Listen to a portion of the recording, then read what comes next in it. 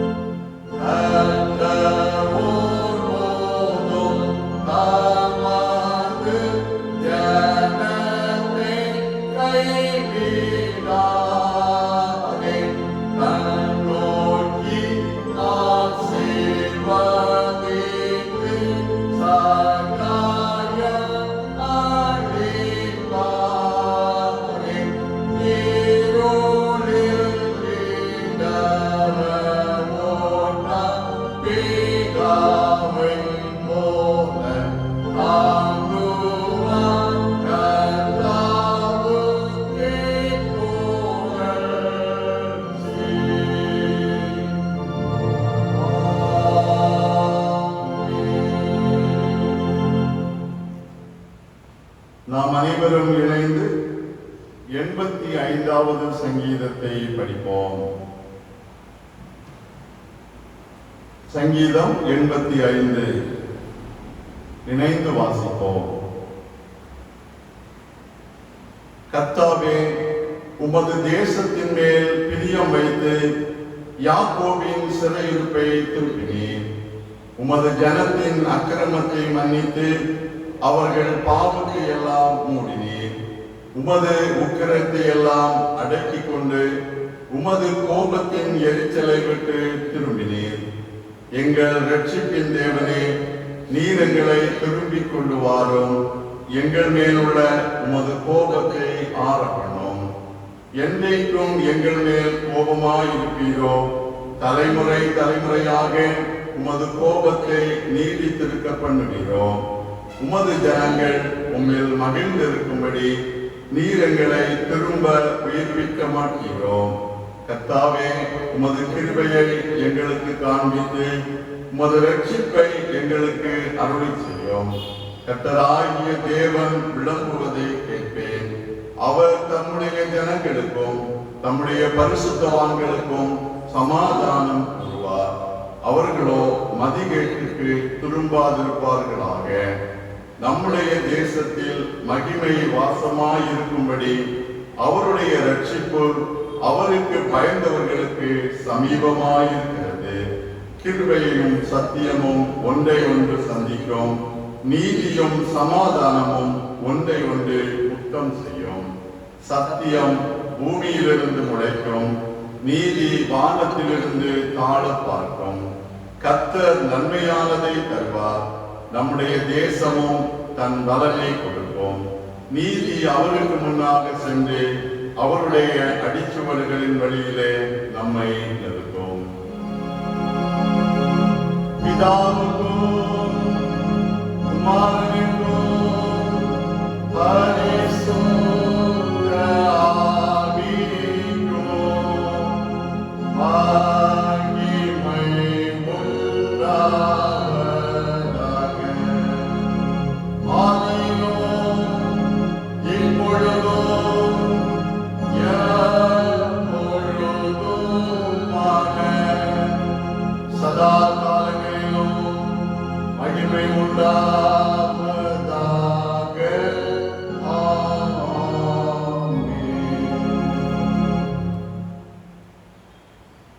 யாக்கோபின் குடும்பத்தாரே, இஸ்ரவேல் குடும்பத்தின் வம்சங்களே, நீங்கள் எல்லாரும் கர்த்தருடைய வார்த்தையை கேளுங்கள். என்னை விட்டு தூரப்பட்டு மாயையை பின்பற்றி வீணராய் போகிறதற்கு என்னிடத்தில் என்ன அநியாயத்தை கண்டாய்? உன் தீமை உன்னை கண்டிக்கும், உன் மாறுபாடுகள் உன்னை கண்டிக்கும்.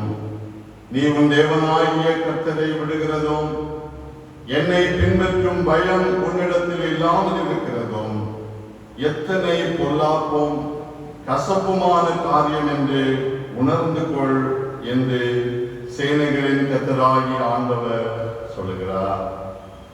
நாம் முழங்கால் படியிட்டு நம்முடைய தவறுகளை உணர்ந்து மனம் வருந்தி மன்னிப்புக்காக ஆண்டவரை நோக்கி வேண்டுதல் செய்வோம். பிரியமானவர்களே, இந்த பரிசுத்தமான ஓய்வு நாளிலே பரிசுத்தராகிய ஆண்டவரை தொழுது கொள்ளுகிற நம்மை பார்த்து ஆண்டவர் சொல்லுகிறார், என்னை விட்டு தூரப்பட்டு மாயையை பின்பற்றி வீணராய் போகிறதற்கு என்னிடத்தில் என்ன அநியாயத்தை கண்டாய்? ஆண்டவர் நம்மிடத்தில் அன்பு கூர்ந்திருக்க, அவன் நம்மிடத்தில் இரக்கம் பாராட்டுகிற தெய்வமாய் நம்மோடு இருக்க, நாம் அவரை விட்டு தூரம் சென்ற நேரங்களை எண்ணி பார்ப்போம். நமக்கு இஷ்டமான பாதைகளை தெரிந்து கொண்டு ஆண்டவரை விட்டு தூரம் சென்ற சூழ்நிலைகளை எண்ணி பார்த்து மனம் வருந்துவோமா? உன் தீமை உன்னை கண்டிக்கும், உன் மாறுபாடுகள் உன்னை கண்டிக்கும் என்று ஆண்டவர் சொல்கிறார். இந்த உலகிலே கொரோனா வைரஸ் நிமித்தமான பாதிப்புகள் எத்தனை கொடியதாக இருக்கிறது. நோயினால் பாதிக்கப்பட்ட மக்கள், தங்களுக்கு அருமையானவர்கள் பாதிக்கப்பட்டது நிமித்தமாய் வேதனைப்படுகிற மக்கள், மருத்துவர்கள், தாதியர்கள், காவல்துறையின் பணியாளர்கள் பாதிக்கப்படுகிற வேதனையான சூழ்நிலை, ஊரடங்கு நிமித்தமாக சொந்தமான இல்லங்களுக்கு செல்லக்கூடாமல் தடைபடுகிற மக்கள் கூட்டம், இவைகளுக்கெல்லாம் காரணம் நாம் செய்த தீமைகள் என்று ஆண்டவர் நமக்கு உணர்த்துகிறார். நாம் ஆண்டவருக்கு விரோதமாக செய்த பாவங்கள், ஆண்டவரை மறந்தது நிமித்தமான சூழ்நிலைகள் என்பதை ஆண்டவர் நமக்கு உணர்த்துகிறார். இந்த ஓய்வு நாளிலே ஆண்டவரை தொழுது கொள்கிற பொழுது ஆண்டவரால் உணர்த்தப்படுகிறதை உணர்ந்து மனமருந்துவோமா? என் இஷ்டப்படி நடந்தேனையோ, முன்னாளிலே ஒத்தாசை தேடவில்லை, இப்போதோ நடத்துமே. உல்லாசம் நாடினேன், திகிலிலும் வீம்பு கொண்டேன், அன்பாக என்னை மன்னியும் என்று சொன்ன பக்தனோடு இணைந்து நம்முடைய தவறுகளை உணர்ந்து கொண்ட வண்ணமா, ஆண்டவரே என் பாவங்களை எனக்கு மன்னியும் ஐயா, நான் உணர்த்தப்படுகிறேன். என் வாழ்வின் வேதனைகளுக்கெல்லாம் காரணம் என்னுடைய பாவங்கள், என் அக்கிரமங்கள், என்னை மன்னியும் என்று சொல்லி அவருடைய பாதத்திலே நம்மை தாழ்த்தி அர்ப்பணிப்போம். பக்தனோடு இணைந்து நம்முடைய பாவங்களை அறிக்கை செய்ய வண்ணமாய் இந்த பாடலின் சரணத்தை பாடி நம்முடைய தவறுகளை அறிக்கை செய்வோம்.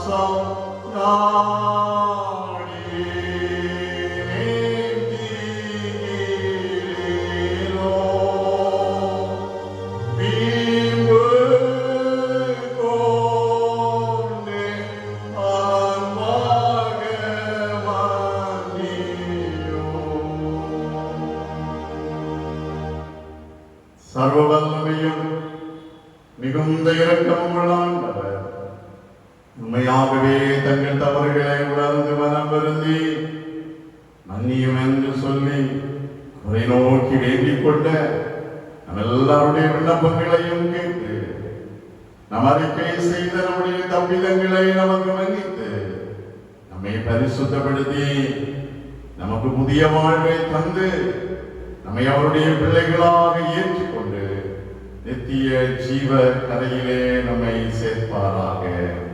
ஆமென். நம்முடைய பாவங்களை மன்னித்து நம்மை பரிசுத்தப்படுத்தின ஆண்டவருக்கு நன்றி செலுத்துவோமா? கடந்த கால வாழ்க்கையிலே ஆண்டவர் நமக்கு செய்த எல்லா நன்மைகளையும் மன்னிப்பார்ந்த ஆண்டவருக்கு நன்றி செலுத்துவோம்.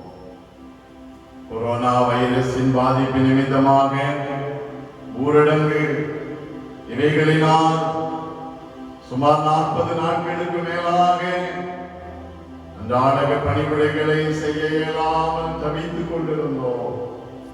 ஆண்டவர் நம்மோடு இருந்தார். ஒவ்வொரு நாளும் பிள்ளைகளே புசிக்கிறதற்கு ஏதாவது உங்களிடத்தில் உண்டா என்று விசாரித்து நமக்கு தேவையான நன்மைகளை தந்து நம்மை பாதுகாத்தாரே. ஆண்டவருக்கு நன்றி செலுத்துவோமா? உலகெங்கிலும் கொரோனா வைரஸின் அச்சத்தினாலே மக்கள் வீதியிலே காணப்படுகிற பொழுது நாம் இவ்வளவாய் ஆண்டவருடைய கிருபையின்படி சுகமாய் வாழ கர்த்தர் நமக்கு இரக்கம் செய்தாரே. அதை எண்ணி பார்த்து ஆண்டவருக்கு நன்றி செலுத்துவோமா? நம்முடைய பாவங்களின் நிமித்தமாய், நம்முடைய அக்கிரமங்களின் நிமித்தமாய் நமக்கு வந்ததும் வர இருந்ததுமான எல்லா ஆபத்துகளில் இருந்தும் ஆண்டவர் நம்மை விடுவித்து நம்மை பாதுகாத்து வழிநடத்தி வந்த தயவை எண்ணி ஆண்டவருக்கு நன்றி செலுத்துவோம்.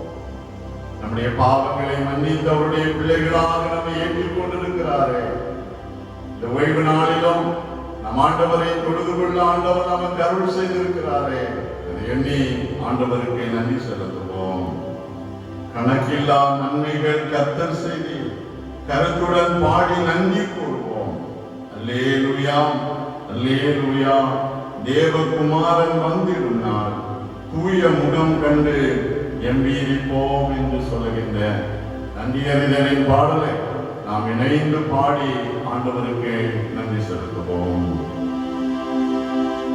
கணக்கில்லா நன்மைகள் கர்த்தர் செய்தி கருத்துடன் பாடி நன்றி கூறுவோம்.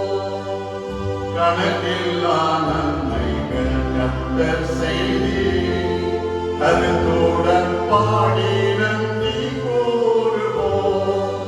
அல்லேலூயா, அல்லேலூயா. தேவகுமாரன் வந்திடும் நாள் தூய முகம் கண்டு கம்பீரிப்போம். தூய முகம் கண்டு கம்பீரிப்போம். கோடி ஸ்தோத்திரம் ஏறெடுப்போம்.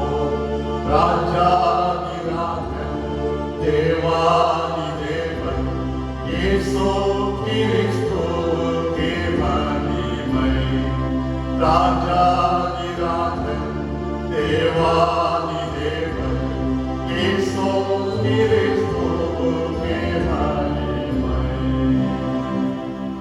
ஆண்டவருக்கு நன்றி வரிகளை எடுத்து நாம் அருள்நாதர் இயேசு நமக்கு கற்றுக் கொடுத்த இறைவேண்டலை அனைவரும் சேர்ந்து இருப்போம். பரமண்டலங்களில் இருக்கிற எங்கள் பிதாவே, உம்முடைய நாமம் பரிசுத்தப்படுவதாக, உம்முடைய ராஜ்யம் வருவதாக, உம்முடைய சித்தம் பரமண்டலத்திலே செய்யப்படுகிறது போல பூமியிலேயும் செய்யப்படுவதாக. எங்களுக்கு வேண்டிய ஆகாரத்தை எங்களுக்கு தாரும். எங்கள் கடனாளிகளுக்கு நாங்கள் மன்னிக்கிறது போல எங்கள் கடன்களை எங்களுக்கு மன்னியும். எங்களை சோதனைக்குள் பிரவேசிக்க பண்ணாமல் தீமையிலிருந்து எங்களை ரட்சித்துக் கொள்வோம். ராஜ்யமும் வல்லமையும் மகிமையும் என்னென்னைக்கும் உடையவைகளே. ஆமென். அமருங்கள். கிறிஸ்துவுக்குள் அன்பானவர்களே, இந்த பரிசுத்த ஓய்வு நாளிலும் ஆண்டவரை தொழுது கொள்ளும்படியான கிருபைகளை ஆண்டவர் நமக்கு தந்திருக்கிறார். ஆண்டவரை ஸ்தோத்திரிப்போம். வெகு விரைவிலே நாம் ஆலயத்திலே கூடி ஆண்டவரை தொழுது கொள்ளுகின்ற கிருபைகளை ஆண்டவர் நமக்கு தருவார். அதுவரையிலும் நாம் பொறுமையோடு அரசாங்கம் நமக்கு தருகிற அறிவுரையின்படியாக ஆண்டவரை தொழுது கொள்வதற்கு ஆயத்தப்படுவோம். இந்த ஓய்வு நாள் தொழுகையை தொடர்ந்து ஆலயம் திறக்கப்பட்டிருக்கும். திருச்சபை மக்கள் ஓய்வு நாள் என்பதினாலே நீங்கள் வந்து ஜெபித்து செல்லலாம். தனியாக குடும்பமாக நீங்கள் வரலாம். ஆனால் ஒரே நேரத்தில் அதிகமான மக்கள் ஆலயத்திலே கூடி வராதபடிக்கு நம்மை நாமே தற்காத்துக் கொள்வோம். மற்றும் பல ஆலயத்தின் காணிக்கைகளை படைப்பதை குறித்து விசாரிக்கிறீர்கள். ஆண்டவருடைய சித்தப்படி நீங்கள் காணிக்கைகள் சேகரித்திருந்தால் அந்த காணிக்கைகளை ஆலயத்திலே ஜெபத்தோடு படைக்கலாம். மற்றும் இந்த ஆராதனையினூடாக நீங்கள் ஆண்டவரை மகிமைப்படுத்துவதிலே ஆயத்தப்படுங்கள். நம்முடைய பேராய அளவிலான விடுமுறை வேதாகம பள்ளி திருப்பணிகள் காணொலி காட்சி மூலமாக நடைபெறுகிறது. இவைகளை நம்முடைய பிள்ளைகள் பார்க்கும்படியாக பிள்ளைகளை ஊக்கப்படுத்துவோம்.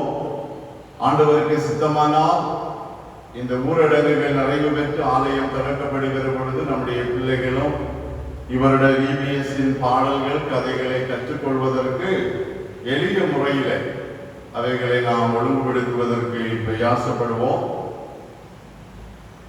அதோடு நம்முடைய பிள்ளைகள் 10ஆம் வகுப்பு தேர்வெழுத ஆயத்தப்படுகிற பிள்ளைகளுக்காக ஜெபிப்போம். ஜூன் மாதத்திலே நடைபெறுகிற தேர்வு சிறப்பாக அமைய பிள்ளைகளுக்காக ஜெபிக்கவும் உங்களை அன்போடு கேட்டுக் கொள்கின்றேன். திருச்சபையின் திருப்பணிகள் சிறப்பாக நடைபெற நீங்கள் ஜெபிக்கும்படி உங்களை அன்போடு கேட்டுக்கொள்கிறேன். தொடர்ந்து கர்த்தர் நம்மோடு இருந்து சகல காரியங்களிலும் நம்மை நன்மையின் பாதையிலே நடத்தி ஆசீர்வதிப்பாராக. இப்பொழுது திருமுறை பாடம் படிக்க கேட்போம். அதன் தொடர்ச்சியாக ஆண்டவருடைய வார்த்தையை நாம் கேட்கலாம். இந்த நாளுக்குரிய திருமுறை பகுதி மீகா தீர்க்கதரிசியின் புஸ்தகம் 4ஆம் அதிகாரம் திருவார்த்தைகள் 1 முதல் 5 முடிய. மீகா 4ஆம் அதிகாரம் திருவார்த்தைகள் 1 முதல் 5 முடிய உள்ள பகுதியை படிக்க கேளுங்கள். ஆனாலும் கடைசி நாட்களில் கர்த்தருடைய ஆலயமாகிய பர்வதங்களின் கொடுமுடியில் ஸ்தாபிக்கப்பட்டு மலைகளுக்கு மேலாய் உயர்த்தப்பட்டிருக்கும். எல்லா ஜாதிகளும் அதனிடத்திற்கு ஓடி வருவார்கள். திரளான ஜாதிகள் புறப்பட்டு வந்து, நாம் கர்த்தரின் பர்வதத்துக்கும் யாக்கோபின் தேவனுடைய ஆலயத்துக்கும் போவோம் வாருங்கள். அவர் தமது வழிகளை நமக்கு போதிப்பார். நாம் அவர் பாதைகளில் நடப்போம் என்பார்கள். ஏனெனில் சியோனில் இருந்து வேதமும் எருசலேமில் இருந்து கர்த்தரின் வசனமும் வெளிப்படும். அவர் திரளான ஜனங்களுக்குள் நியாயம் தீர்த்து தூரத்தில் உள்ள பலத்த ஜாதிகளை கடிந்து கொள்வார். அப்பொழுது அவர்கள் தங்கள் ஈட்டிகளை பட்டயங்களை மண்வெட்டிகளாகவும் தங்கள் ஈட்டிகளை அரிவாள்களாகவும் அடிப்பார்கள். ஒரு ஜாதிக்கு விரோதமாய் மறு ஜாதி பட்டயம் எடுப்பதில்லை. இனி அவர்கள் யுத்தத்தை கற்பதும் இல்லை. அவனவன் தன் திராட்சை செடியின் நிழலிலும் தன் அத்தி மரத்தின் நிழலிலும் பயப்படுத்துவார் இல்லாமல் உட்காருவான். சேனைகளுடைய கர்த்தரின் வாய் இதை சொல்லிற்று. சகல ஜனங்களும் தங்கள் தேவனுடைய நாமத்தை பற்றி கொண்டு நடப்பார்கள். நாங்களும் எங்கள் தேவனாகிய கர்த்தருடைய நாமத்தை பற்றி கொண்டு எந்தெந்தைக்கும் உள்ள சதாகாலங்களிலும் நடப்போம் என்பவைகளை படிக்கப்பட வேண்டிய திருமறை சத்தியம் படித்தாயிற்று. கிறிஸ்து இயேசுவுக்கு மகிமை உண்டாவதாக. ஆமென். ஆண்டவராகிய இயேசு கிறிஸ்துவினாலும் பிதாவாகிய தேவனாலும் உங்கள் யாவருக்கும் கிருபையும் சமாதானமும் உண்டாவதாக. இந்த நாளிலும் கூட காணொலி காட்சியின் வழியாக நம்முடைய திருச்சபையின் ஜனங்களை சந்திப்பதிலே மற்றற்ற மகிழ்ச்சி அடைகின்றேன். ஆண்டவர் இயேசு கிறிஸ்துவினுடைய கிருபை அனைவரோடும், அனைவருடைய இல்லங்களில் உறவினர்களோடும் கூட நிறைவாக நிலைத்திருக்க வேண்டும் என்று வாழ்த்துகின்றேன். இந்த நாளிலும் கூட நாம் இணைந்து சிந்திக்கும்படியாக சிறிது நேர சிந்தனைக்கு பேராயத்தின் வழியாக தரப்பட்ட தலைப்பு கிறிஸ்து அருளும் அமைதி. கிறிஸ்து அருளும் அமைதி என்ற ஒரு சிறிய தலைப்பின் அடிப்படையிலே ஒரு சில கேள்விகளுக்குரிய பதில்களை சிந்தித்து அமைய ஆசைப்படுகின்றேன். கிறிஸ்து அருளும் அமைதி. நாம் இருக்கின்ற இடங்களிலே தலைகளை தாழ்த்தி ஜெபம் செய்வோம். வார்த்தையினூடாய் எங்கள் உள்ளங்களிலே பேசுகின்ற அன்பின் நல்ல கடவுளே, வார்த்தையின் வல்லமையை வெளிப்படுத்துகிறவரே, வார்த்தையாய் எங்கள் உள்ளங்களை ஆட்கொள்ளுபவரே, உங்களுக்கு நன்றி. இப்போதும் உம்முடைய வார்த்தைகளை நாங்கள் தியானிக்கும்படியாக, அவைகள் எங்கள் உள்ளங்களை புடமிடும்படியாக நாங்கள் ஆயத்தப்படுகின்றோம். ஆண்டவர் எங்களோடு பேசும் எங்கள் இருதயத்தின் சிந்தனைகளை வகையற அறுக்கும்படியாக ஆண்டவருடைய வார்த்தை அமைய ஆண்டவர் அருள் செய்யும். பேசுகிற அடியேனை மறைத்துக் கொள்ளும். காணொலி காட்சியின் வழியாக, ஒலிபெருக்கியின் வழியாக கேட்பவர்களின் இருதயங்களை திறந்துள்ளோம். ஆமென். ஒரு விசை கூட இந்த நாளின் தலையங்கத்தை சொல்லுகின்றேன். கிறிஸ்து அருளும் அமைதி. மைய வசனமாக லூக்கா எழுதின நற்செய்தி நூல் 24ஆம் அதிகாரம் 36ஆம் வசனத்தின் ஒரே ஒரு வரி மாத்திரம், உங்களுக்கு சமாதானம் உரித்தாக்குக. லூக்கா 24:36ஆம் வசனம். சமாதானம் உண்டாவதாக என்று இயேசு கிறிஸ்து கூறிய அந்த வார்த்தைகள், அது திருவிவிலியத்திலே உங்களுக்கு சமாதானம் உரித்தாக்குக என்று சொல்லி, உங்களுக்கு அமைதி உரித்தாக்குக என்று சொல்லி வரும். கடந்த 50 55 நாட்களாய் நாடெங்கும் அமைதி.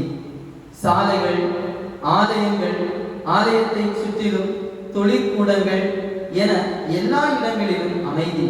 காரணம் என்ன என்றால், கொரோனா வைரஸ் நிமித்தமாக பணிகள் எதுவும் நடைபெறவில்லை. ஊரடங்கின் காரணமாக வாகனங்கள் எதுவுமே போகவில்லை. அமைதி, நமக்கு நாமே ஏற்படுத்தி கொண்ட அமைதி, நம்மை சுற்றிலும் அமைதி, எங்கும் மயான அமைதி என்று கூட சொல்லலாம். என்றாலும் நம்மை சுற்றிலும் அமைதியான சூழல் இருந்தாலும் இல்லங்களில் உறவுகளோடு இருக்கின்ற நமக்கு நம் உள்ளங்களிலே அமைதி இல்லை. காரணம் என்ன? கொரோனா வைரஸை குறித்த ஒரு பயம்.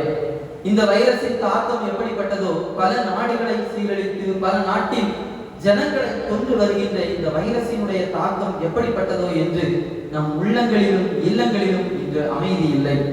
இல்லங்களிலே அநேகர் இன்று இல்லங்களோடு இருப்பதினால் இல்லத்திலும் அமைதி இல்லை.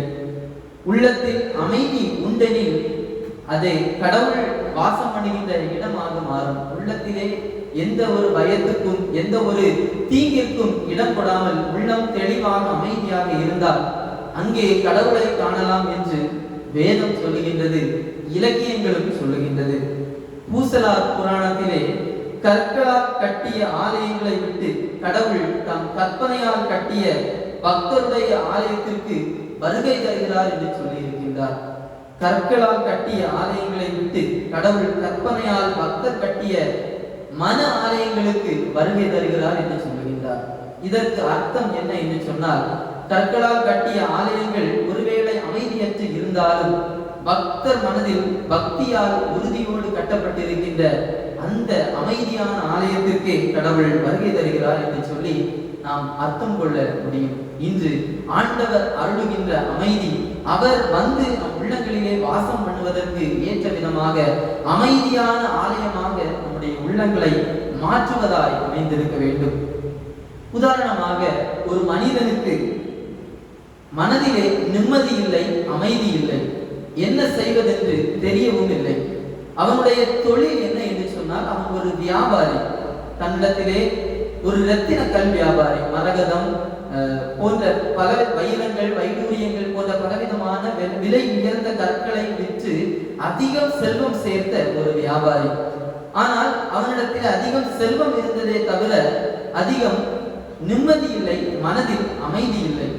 என்ன செய்வது என்று தெரியாமல் தான் சேகரித்து சேமித்து வைத்த கஷ்டப்பட்டு சம்பாதித்த அந்த கற்களை எல்லாம் ஒரு பெரிய மூட்டையாக கட்டி கொண்டு தன்னால் சுமக்கக்கூடிய அளவிலே அவற்றை ஒரு மூட்டையாக கட்டி தன் தலையின் மீது பாரமாக ஏற்றிக்கொண்டு ஒரு துறவியை நாடி சென்றார். துறவரம் கொண்டு விட வேண்டும் என்பதற்காக. அப்போதாவது தன் மனதிலே அமைதி பிறக்கும், வாழ்க்கையிலே நிம்மதி கிடைக்கும், எந்தவித தொந்தரவும் இல்லாமல் வாழலாம் என்று சொல்லி தன் சம்பாதித்த ரத்தின கற்களை எல்லாம் மூட்டையாக கட்டி கொண்டு துறவியை நாடி சென்றான். ஒரு மரத்தடியில் தவம் செய்து கொண்டிருந்த துறவியின் இடத்திலே சென்று கேட்டான், ஐயா, இப்படி நான் ஒரு பெரிய வியாபாரி, ஆனால் என் வாழ்க்கையிலும் என் மனதிலும் நிம்மதி இல்லை, அமைதி இல்லை என்று சொல்லி அவரிடத்திலே சொல்லுகின்றார். துறவி ஒன்றும் பேசவில்லை. அவரிடத்திலே கேட்கின்றார், உன் தலையில் இருக்கின்ற மூட்டையை இறக்கி வை, அந்த மூட்டையை அவிழ்த்து காட்டு என்று சொல்லுகின்றார். அவனும் துறவி ஏதோ நல்லது சொல்ல போகிறார் என்ற எண்ணத்திலே தன் தலையில் இருந்த மூட்டையை இறக்கி வைத்தான். அவிழ்த்து அதை காட்டினார். பளபளவென்று அதற்குள்ளே இருந்த ரத்தின கற்களும் வைர கற்களும் மினுமினுத்தன. இதை கண்டவுடன் துறவி இறங்கி வந்தார். மண்டியிடு என்று சொல்லி அந்த மனிதனிடத்திலே சொல்லிவிட்டு, அவனை கண்களை கூட சொல்லிவிட்டு அந்த ரத்தினக்கல் மூட்டையை தூக்கி கொண்டு வேகமாக ஓடிவிட்டார். இவனுக்கு என்ன செய்வதென்று தெரியவில்லை. மார்பில் அடித்துக் கொண்டு அவரை தொடர்ந்து வேகமாக துரத்தி ஓடுகின்றான். ஆனால் அவரை பிடிக்க முடியவில்லை. எவ்வளவோ பிரயாசப்பட்டு எவ்வளவு தூரமோ ஓடி பார்த்தான். ஆனாலும் அந்த துறவியை அவனால் பிடிக்க முடியவில்லை. ஐயோ, ஏமாந்து போனேனே, இத்தனை நாட்கள் கஷ்டப்பட்டு நேர்மையான வழியிலே தானே இவைகளை சம்பாதித்தேன், நிம்மதி இல்லை என்பதற்காக இந்த மனிதனிடத்திலே வந்தேனே, ஏமாந்து போனேனே என்று சொல்லி மீண்டும் அழுதவனாய் அந்த துறவி அமர்ந்திருந்த மரத்தடியிலே வந்து அமர்ந்தான். களைப்புற்றிருந்தான். அப்படியே அயர்ந்து தூங்கி போனான். பிறகு சில மணி நேரங்கள் கழித்து அவன் நித்திரை கழியும் வரையிலும் அந்த துறவி அவன் அருகிலே வந்திருக்கின்றார், வந்து அமர்ந்திருக்கின்றார். அவன் நித்திரை கலைந்து கண் விழித்து பார்க்கின்றான். துறவி அவனுக்கு அருகாமையிலே அவனுடைய மூட்டையை வைத்துக் கொண்டு இருக்கின்றார். இப்போது அந்த மூட்டையை எடுத்து அவனிடத்திலே கொடுக்கின்றார். இதோ உன்னுடைய மூட்டை, இவைகள் உன்னிடத்திலே இருக்கின்ற வரையிலும் உனக்கு நிம்மதி இல்லை. எப்போது இது உன்னை விட்டு கடந்ததோ அடுத்த கணமே உன் மனதிலே நிம்மதி வந்தது, உனக்கு அமைதியான தூக்கமும் கிடைத்தது என்று சொன்னார். அதாவது இந்த உலகத்திலே நாம் எவை நமக்கு நிம்மதி தரும், எவை நமக்கு அமைதி தரும் என்று பிடித்து வைத்திருக்கின்றோமோ அவைகளாலேயே நமக்கு நிம்மதியும் அமைதியும் கெட்டு போகின்றது. ஆனால் கிறிஸ்து அருளுகின்ற அமைதி நமக்கு நித்திய அமைதியாக உள்ளங்களை ஆட்கொண்டு அதிலே அவர் வாசம் பண்ணுகின்ற அமைதியாக இருக்கின்றது. லேவியராகமம் 20ஆம் அதிகாரம் 5, 6 ஆகிய வசனங்களை நாம் பார்ப்போம் என்று சொன்னார். அந்த வசனத்திலே ஒரு விதமான அமைதி சொல்லப்பட்டிருக்கின்றது. யுத்தம் இல்லாத, பயம் இல்லாத, பஞ்சம் இல்லாத அமைதியை தேசத்திற்கு கொடுப்பேன் என்று கடவுள் வாக்கு பண்ணுகின்றார். யுத்தம் இல்லை என்றால் நாடெங்கும், உலகத்தின் நாடுகளெங்கும் மிகப்பெரிய ஒரு அமைதி, ஒற்றுமை நிலவும். அதே வழியிலே எந்தெந்த நாடுகளுக்கிடையே பயம் இல்லை என்று சொன்னால் எல்லா ஜனங்களுடைய மனதிலும் அமைதி பிறக்கும். அதே போல பஞ்சம் இல்லை என்று சொன்னால் எவர் மனதிலும் எந்த கணத்திலும் நிம்மதியற்ற சூழ்நிலையே காணப்படாது. ஆகையால் இத்தகைய அமைதியை தருவதற்காகத்தான் கிறிஸ்து நம்மையும் அழைத்திருக்கின்றார். ஒரு கிறிஸ்தவனாக, ஒரு கிறிஸ்தவளாக, கிறிஸ்துவை பின்பற்றுகின்றவர்களாக நாம் இருக்கின்ற போது யுத்தம் இல்லாத, பயம் இல்லாத, பஞ்சம் இல்லாத, ஆத்தும பசி இல்லாத ஒரு அமைதியை கடவுள் நமக்கு தர வேண்டும் என்று இருக்கின்றார். ஆக கிறிஸ்து அருளுகின்ற அமைதி என்ன, அது யாருக்கு என்று சொல்லுகின்ற 2 கேள்விகளின் அடிப்படையிலே நாம் இன்றைய தியானத்தை சுருக்கமாக சிந்தித்து நிறைவு செய்யலாம். கிறிஸ்து அருளுகின்ற அமைதி என்ன அமைதி, அது யாருக்கு? முதலாவது, என்ன அமைதி அது? யோவான் எழுதின நற்செய்தி நூல் 14ஆம் அதிகாரம் 27ஆம் வசனம் இவ்விதமாக சொல்லுகின்றது: சமாதானத்தை உங்களுக்கு வைத்து போகிறேன், சமாதானத்தை உங்களுக்கு வைத்து போகிறேன், என்னுடைய சமாதானத்தையே உங்களுக்கு கொடுக்கிறேன், உலகம் கொடுக்கிற பிரகாரமாக அல்ல, நான் உங்களுக்கு கொடுக்கவில்லை, என்னுடைய சமாதானத்தையே உங்களுக்கு வைத்து போகிறேன் என்று சொல்லி இயேசு கிறிஸ்து தன்னுடைய சீடர்களுக்கு சொல்லுவதை நாம் கண்டுகொள்ள முடியும். சமாதானத்தை உங்களுக்கு வைத்து போகிறேன். திருவிவிலியத்திலே நாம் பார்ப்போம் என்று சொன்னால் அமைதியை உங்களுக்கு கொடுக்கிறேன் என்று சொல்லி அது வந்திருக்கும். ஆண்டவரின் அமைதி, ஆண்டவர் கொடுக்கின்ற அமைதி சும்மா ஏதோ இருக்கின்றதை எடுத்து கொடுப்பது அல்ல. ஆண்டவர் சொல்லுகின்றார், என்னுடைய அமைதியையே உங்களுக்கு கொடுக்கிறேன் என்று சொல்லி. மத்தேயு எழுதின நற்செய்தி நூலிலே பாக்கிய வசனங்களை 5ஆம் அதிகாரம் 9ஆம் வசனத்தில் இயேசு கிறிஸ்து சொல்லி இருப்பார்: சமாதானம் பண்ணுகிறவர்கள் பாக்கியவான்கள், அமைதியை உண்டாக்குகிறவர்கள் பேறு பெற்றவர்கள் என்று சொல்லி அதிலே வரும். சமாதானம் பண்ணுகிறவர்கள் பாக்கியவான்கள். அதற்கு மறைமுகமான அர்த்தம் என்ன என்று சொன்னால், இன்னொருவரின் பயத்தை போக்குகிறவர்கள் பாக்கியவான்கள். ஆம், கிறிஸ்து அதைத்தான் செய்தார். அவருடைய ஊழியத்திலே அடுத்தவர்களுக்கு இருந்த பயத்தை அவர் போக்கினார். அடுத்தவர்களுக்கு, தனக்கு அடுத்திருந்த பிறனுக்கு உண்டான பயத்தை அவர் போக்கினார். சமாதானம் பண்ணுகிறவர்கள் பாக்கியவான்கள். அவர் சொன்னது மாத்திரமல்ல, அதை செய்தும் காட்டினார். உதாரணமாக, விபச்சாரத்திலே கையும் களவுமாக பிடிபட்டாள் என்று குற்றம் சாட்டப்பட்ட ஒரு பெண்ணுக்கு இருந்த பயத்தை இயேசு கிறிஸ்து போக்கினார். அந்த சூழ்நிலையை நாம் சிந்தித்து பார்ப்போம் என்று சொன்னால், கிறிஸ்து அருளுகின்ற அமைதி எப்படிப்பட்ட அமைதி? உலகம் தருகின்ற அமைதி அல்ல. அவர் கொடுக்கின்ற அமைதி நித்தியமாக நிற்கும் என்பதை நாம் புரிந்து கொள்ள முடியும். அந்த பெண் பிடிபட்ட சூழலை நாம் சற்று சிந்தித்து பார்க்க வேண்டும். அந்த இடத்தில் இருந்தவர்கள் அத்தனை பேரும் நீதிமான்கள். ஆகவே தான் அவளை குற்றம் சாட்டினார்கள். இவள் கையில் களவுமாக பிடிபட்டாள், ஆகவே இவளை கல்லெறிந்து கொள்ள வேண்டும் என்று நியாய பிரமாணத்திலே சொல்லப்பட்டிருக்கின்றது என்றார்கள். அல்லாமலும் யோவான் 8ஆம் அதிகாரம் 6ஆம் வசனத்திலே 7ஆம் வசனத்திலே சொல்லப்பட்டிருக்கின்றது: அவர்கள் ஓயாமல் அவரை கேட்டுக் கொண்டிருந்தார்கள் என்று சொல்லி ஒரு ஆரவாரம் செய்தார்கள். அந்த இடத்திலே பேசாமல் அமைதியாக இருந்தது அந்த பெண், இயேசு கிறிஸ்து. இருவருமே அந்த இடத்திலே பேசவில்லை. இயேசு கிறிஸ்துவும் கூட குனிந்து விரலால் எழுதினார் என்றுதான் சொல்லப்பட்டிருக்கின்றது. உங்களில் குற்றம் இல்லாதவன் இவளை கல்லெறியட்டும் என்று சொல்லி. அங்கே குற்றம் பிடிக்க வந்தவர்கள் 3 விதமான முகாந்தரத்தினாலே அந்த பெண்ணை நியாயம் தீர்க்க வந்தார்கள். ஒன்று, இந்த பெண்ணை கல்லெறிந்து கொள்ள வேண்டும். இரண்டாவது, இயேசு கிறிஸ்துவை எப்படியாவது வகையாக பிடிக்க வேண்டும். மூன்றாவது, அவர் இவளை மன்னித்து விட்டார் என்று சொன்னால் நியாய பிரமாணத்திற்கு புறம்பாக செயல்படுகின்றார், விபச்சாரத்தை ஆதரிக்கின்றார் என்று சொல்லுகின்ற 3 விதமான முகாந்திரத்தினாலே அவர்கள் இயேசு கிறிஸ்துவின் பெண்ணிடத்திலே அந்த பெண்ணை பிடித்து கொண்டு வந்தார்கள். ஆனால் இயேசு கிறிஸ்து அந்த இடத்திலே நிமிர்ந்து பார்க்கவில்லை, வாய் திறந்து பேசவில்லை. ஆனால் அந்த ஆரவாரத்தை அந்த அந்த சூழலை அவர் அமைதியாக்கினார். அமைதியற்று கலக்கத்தோடு உள்ளத்திலே போராட்டத்தோடு இருந்த அந்த பெண்ணின் மனதை அமைதிப்படுத்தினார். அவர் விரலால் எழுதினார், உங்களில் குற்றம் இல்லாதவன் இவளை கல்லறியட்டும் என்றார். உடனே தங்கள் கரங்களிலே இருக்கின்ற கற்களை வீசிவிட்டு ஒவ்வொருவராக கடந்து சென்றார்கள் என்று சொல்லப்பட்டிருக்கின்றது. ஆம், அவர் நிமிர்ந்து கூட அவளை பார்க்கவில்லை. இன்று இக்கால சூழலோடு இதை நாம் வைத்து சிந்திப்போம் என்று சொன்னால், நிமிர்ந்து முகத்தை பார்த்துதான் அநேகர் நியாயம் செய்கின்றார்கள். ஒருவருக்கு ஒரு நியாயம், தாழ்த்தப்பட்டவர் என்றால் அவருக்கு இன்னொரு நியாயம்.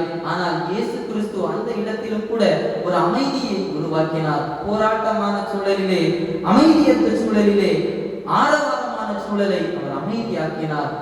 கடைசியாக எல்லாம் முடிந்தது, எல்லாரும் போய்விட்டார்கள். இப்போது இயேசு கிறிஸ்து நிமிர்ந்து பார்க்கின்றார். யாரும் உன்னை தண்டிக்கவில்லையா என்று கேட்கின்றார். அவளை மன்னித்ததாக கூட அங்கே சொல்லப்படவில்லை. யாரும் உன்னை தண்டிக்கவில்லையா, எல்லோரும் எங்கே என்று அந்த பெண்ணிடத்திலே கேட்கின்றார். அந்த பெண்ணோ சொல்லுகின்றார், எல்லோரும் போய்விட்டார்கள் என்று சொல்லி.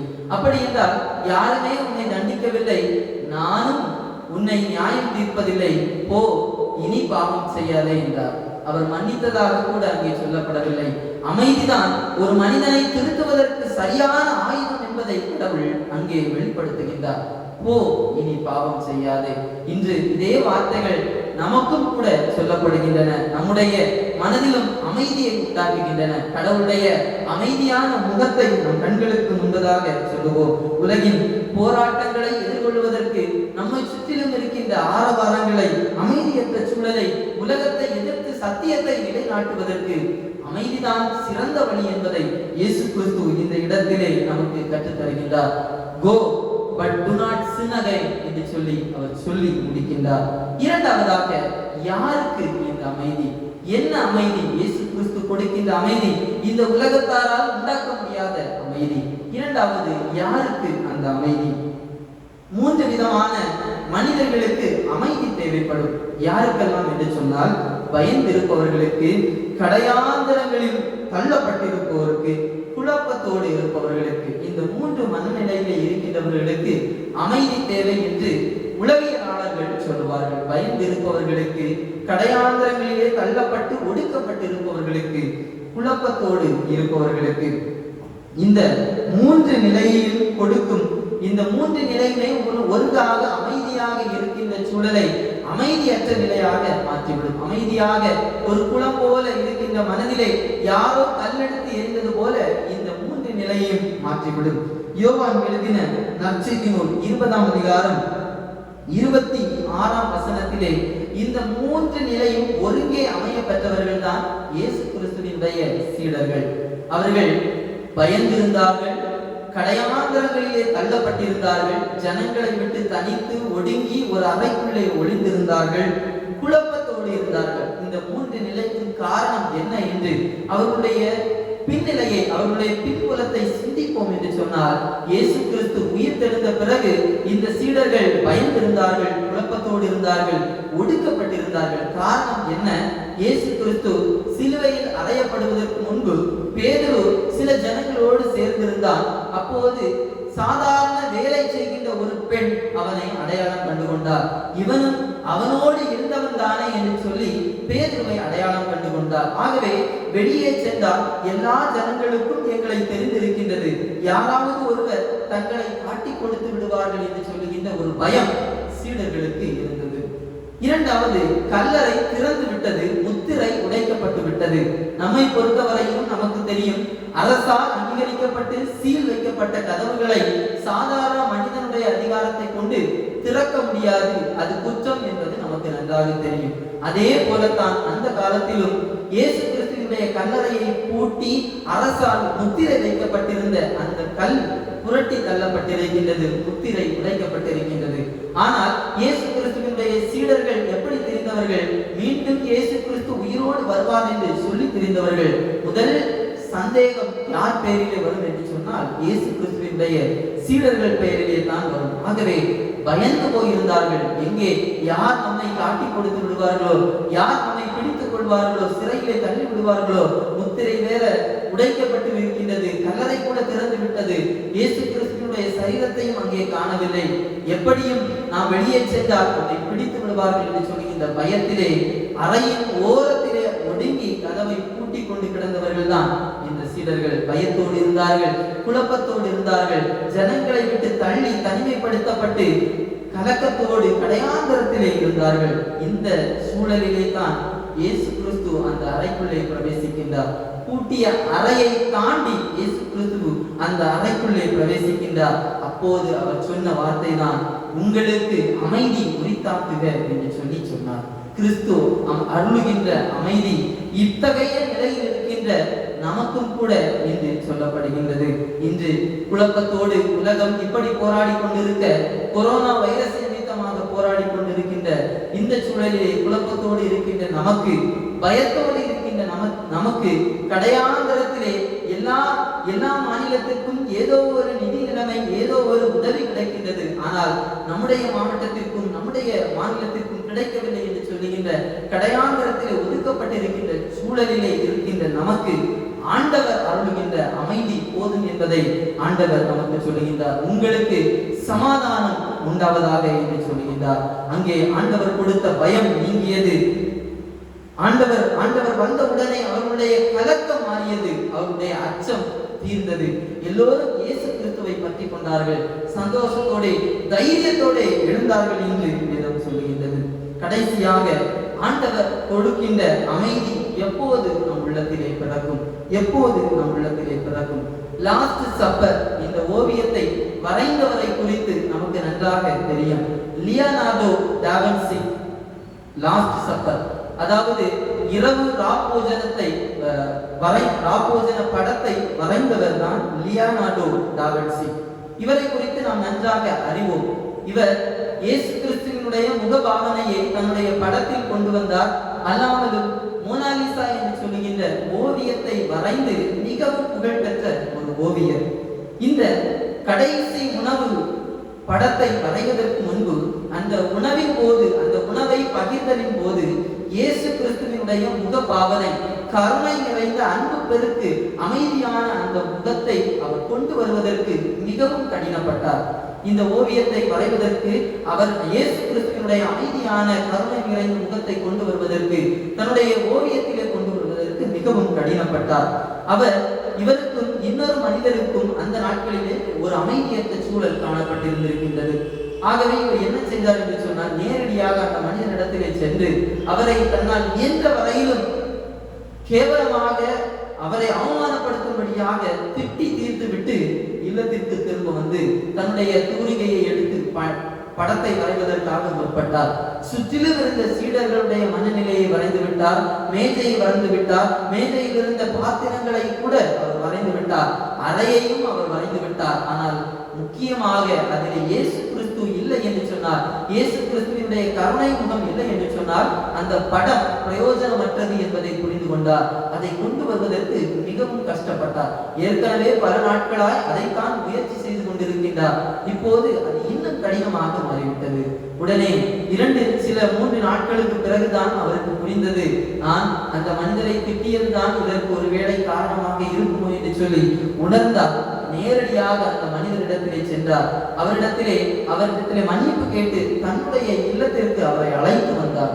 தன்னுடைய இல்லத்திற்கு வந்த பிறகு அவருடைய கரங்களை பிடித்து, நான் ஏதோ ஒரு நிலையிலே உன்னை திட்டிவிட்டேன், ஏதோ ஒரு நிலையிலே உன்னை வைத்து விட்டேன், என்னை மன்னித்துக் கொள்ளும் என்று சொல்லி தான் வாங்கி வைத்திருந்த பழங்கள், பொருட்கள் எல்லாவற்றையும் அந்த மனிதருக்கு கொடுத்தார்.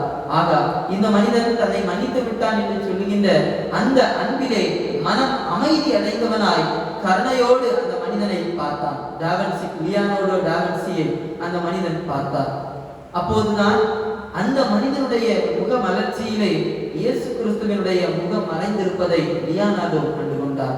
உடனே அந்த மனிதனை அப்படியே அமர செய்து அந்த கருணை நிறைந்த முகத்தை இயேசு கிறிஸ்துவினுடைய முகமாக மாற்றி வரைந்ததாக வரலாறு சொல்லுகின்றது. இன்று கருணை நிறைந்த முகம், அமைதியான முகம் எங்கே கிடைக்கும் என்று சொன்னார், மற்றவரோடு நாம் அமைதியான சூழலை ஏற்படுத்துகின்ற போதுதான் இந்த முகம் கிடைக்கின்றது. அமைதியான முகங்களில் இயேசு கிறிஸ்து அமைதியான கள்ளக்கபடமற்ற ஒற்றுமையான அமைதியான முகங்கள் இயேசு கிறிஸ்துவினுடைய முகத்தை பிரதிபலிக்கின்றன என்பதை நாம் புரிந்து கொள்ள வேண்டும். பிறரோடு நாம் அமைதியை ஏற்படுத்துகின்ற போதுதான் இயேசு கிறிஸ்து அருளுகின்ற அந்த அமைதி நம் உள்ளங்களிலே ஏற்படுகின்றது. திருவள்ளுவர் கூட ஒரு குறளை சொல்லுவார், ஏதிலார் குற்றம் போல் தங்குற்றம் காண்கிற்பின் தீர்ந்துண்டோ மண்ணும் உயிருக்கு என்று சொல்லுவார்.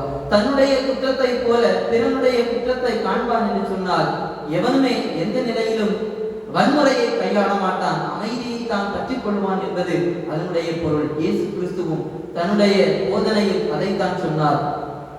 உன்னில் நீ அன்பு கூறுவது போல உன் பிறனிடத்திலும் அன்பு கூறுவாயாக. அதுதான் அமைதியின் ஊற்று, அதுதான் அமைதியின் அடித்தளம். இந்த அன்பு நம்மிடத்திலே வரும் என்று சொன்னால் அமைதியை நம் உள்ளங்களில் ஏற்றுக்கொள்ளுவோம். இந்த அமைதி பிறரை நாம் நேசிக்க கற்றுத்தரும், அமைதி நம் பிறருக்கு உதவ கற்றுத்தரும், பிறருக்கு உதவுவோம், கொடுப்போம், காப்பாற்றுவோம், அமைதியை இந்த உலகிலே நிலைநாட்டுவோம், கிறிஸ்து அருளுகின்ற அமைதியை பெற்றுக் கொள்வோம். கடவுள் தாமே நம் யாவரையும் ஆசீர்வதிப்பானாக. ஆமென். அருள் வார்த்தையை கேட்ட நாம் அனைவரும் இணைந்து நம்முடைய விசுவாசத்தை பொதுவான அப்போஸ்தலர் விசுவாச அறிக்கையின் வழியாக அறிக்கை செய்வோம். வானத்தையும் பூமியையும் படைத்த சர்வ வல்லமையுள்ள பிதாவாகிய கடவுளை விசுவாசிக்கிறேன். அவருடைய ஒரே குமாரனாகிய நம்முடைய நாதர் இயேசு கிறிஸ்துவையும் விசுவாசிக்கிறேன். அவர் பரிசுத்த ஆவியினாலே கன்னிமரியால் உற்பவித்து பிறந்தார்.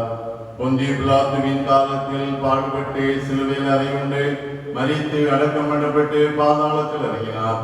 மூன்றாம் நாள் மரித்தோடத்திலிருந்து எழுந்தருளினார். பரமண்டலத்துக்கு ஏறி சர்வ வல்லமையுள்ள பிதாவாகிய கடவுளின் வலது பாசத்திலே வீற்றிருக்கிறார். அவ்விடத்திலிருந்து உயிருள்ளோரையும் மரித்தோரையும் நியாயம் தீர்க்க வருவார். பரிசுத்த ஆவியை விசுவாசிக்கிறேன். பொதுவாயிருக்கிற பரிசுத்த சபையும் பரிசுத்தவான்களின் ஐக்கியமும் பாவம் மன்னிப்போம், மரித்தோர் உயிர்த்தெழுதலும் நித்திய ஜீவனும் என்று விசுவாசிக்கிறேன். ஆமென். நாம் அனைவரும் இணைந்து ஆராதனை பாடல்கள் புஸ்தகத்திலே 28வது பாடலை கரங்களை தட்டி பாடுவோம். என்னை மறவா இயேசுநாதா, உந்தன் தயவால் என்னை நடத்தும் என்கிற ஆராதனை பாடல்கள் எண் 28.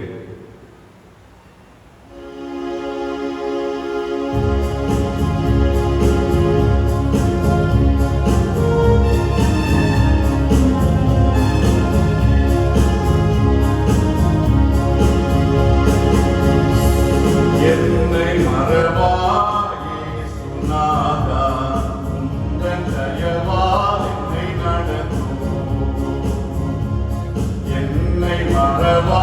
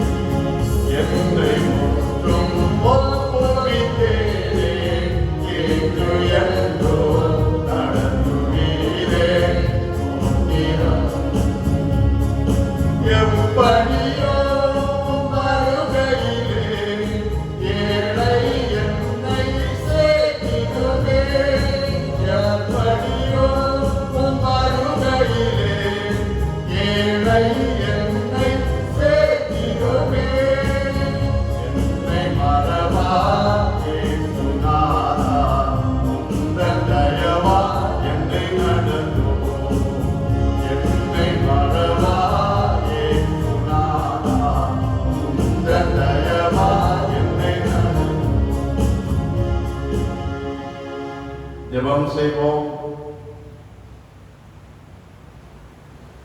என்னை மறவா இயேசுநாதா, உந்தன் தயவா என்னை நடத்தும். அன்பின் ஆண்டவரே, எங்களை ஒருபோதும் மறவாத தெய்வமாக எங்களோடு இருக்கிற ஆண்டவரே, உம்மை துதிக்கிறோம், உம்மை ஸ்தோத்திரிக்கிறோம், உம்மை மகிமைப்படுத்துகிறோம். உலகத்தின் சூழ்நிலைகள் வேறு சூழ்நிலைகளிலே எங்களை பயப்படுத்துகிறதா இருக்கிறது. சமாதான பிரபுவாகிய இயேசுநாதர் எங்களோடு இருக்கிற பொழுது மிக எல்லாவற்றிலும் நாங்கள் சமாதானத்தை பெற்றுக் கொள்கிறோம். ஆண்டவரே, நீர் எங்களுக்கு அருளுகிற உடைய சமாதானம் வாழ்விலே நிறைவாய் தங்கி இருக்கட்டும்.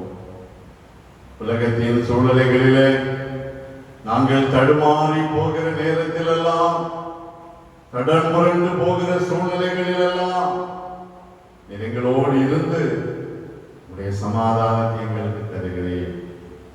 ஆண்டவர் எங்களோடு இருக்கிற பொழுது சமாதானம் எங்களிலே நிலைத்திருக்கிறது. ஐயா, உலக வாழ்க்கையிலே நீர் எங்களோடு இருப்பதினாலே நாங்கள் அந்த சமாதானத்தை நிறைவாய் பெற்றுக் கொள்கிறோம்.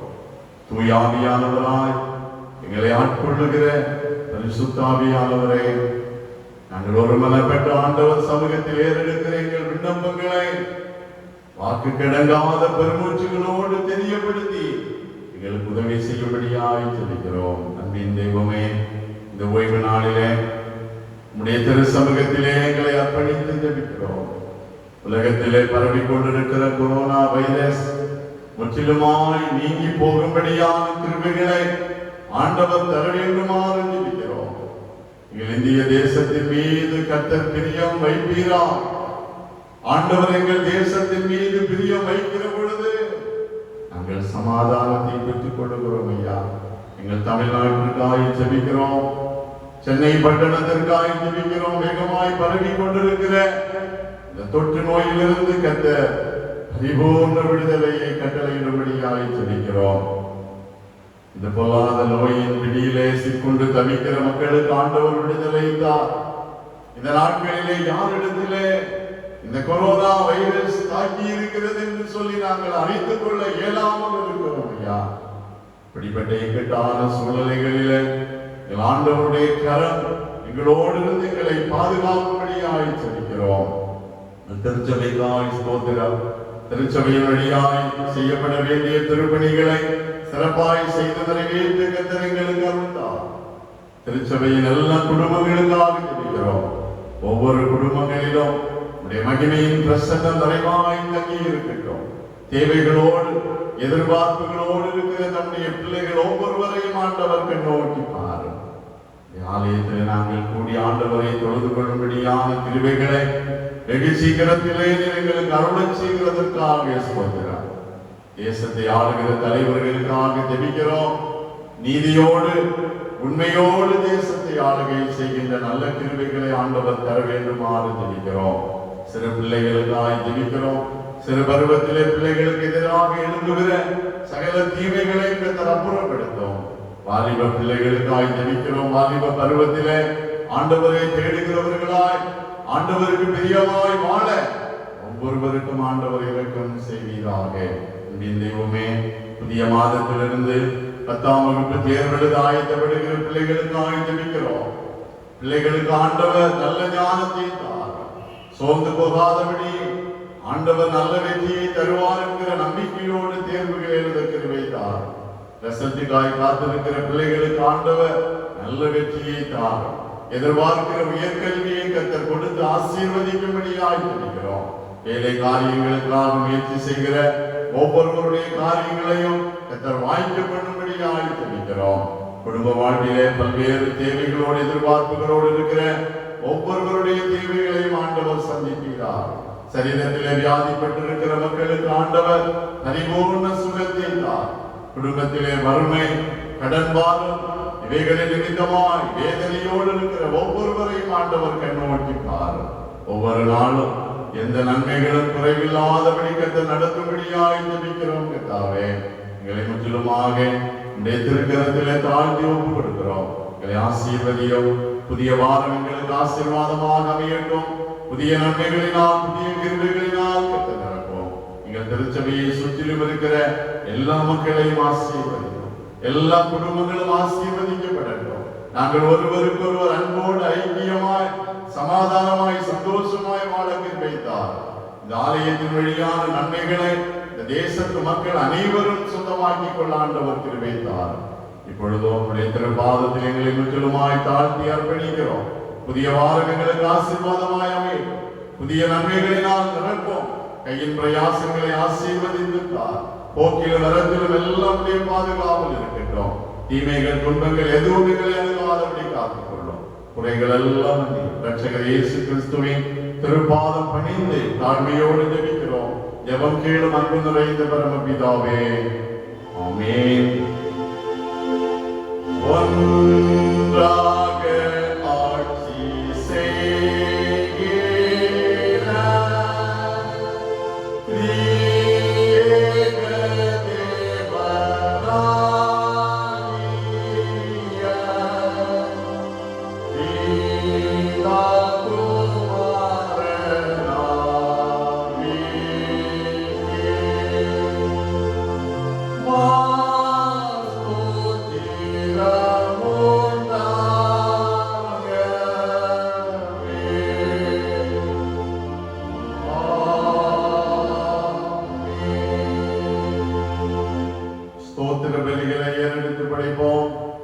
என் ஆத்மாவே கர்த்தரை ஸ்தோத்திரி, என் முழு உள்ளமே அவருடைய பரிசுத்த நாமத்தை ஸ்தோத்திரி. என் ஆத்மாவே கர்த்தரை ஸ்தோத்திரி, கர்த்தர் செய்த சகல உபகாரங்களை மறவாதே. ஆமென். நம்முடைய ஆண்டவரும் இரட்சகருமாய் இருக்கிற இயேசு கிறிஸ்துவின் கிருபையும் பிதாவாகிய கடவுளின் அன்பும் தூய ஆவியானவரின் திருவுறவும் இன்றும் என்றுமான சதா காலங்களிலும் நம் அனைவரோடும் தங்கியிருப்பதாக.